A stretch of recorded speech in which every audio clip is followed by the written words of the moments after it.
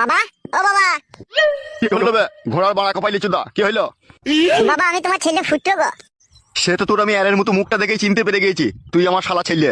তা বুকা চুদা, সাইকেলটা তো গান মেরে রেখে দিয়েছিস বে বুকা চুদা, এখন কি গান মারাইতে এসেছিস বল? এখন এসেছি বাবা বিশ্বাস কা ফাঁসা সিলিতে। কি কি বললি? 100 টাকা নিতে এসেছি। হবে তুই আর এইভাবে আমার কাছে হাত পেতে কতদিন টাকা পয়সা নিবি বে? হ্যাঁ, একটা কাজ কর্ম দেখ গাবে। যখন আমার কাজ করার বয়স হবে না ঠিকই কাজে চলে যাব, তোমার কথা বলতে হবে না। কেন বে, তোর কাজ করার বয়স হয়নি নাকি? না, এখনো হয়নি। আর 100 টাকা নিয়ে কি করবি কি বে তুই? বাবা, টাকা নিয়ে কি করবো না করবো সেটা আমি বুঝবো। তুমি যদি 100 টাকা দিয়ে অত কই ফেললাও তাহলে খরচা কোথায় করবো আমি? না হে, কই ফল দেবে না, তুমি আমার অন্ন ধ্বংস করবে আর তোমার কাছে কই ফল দেবে না।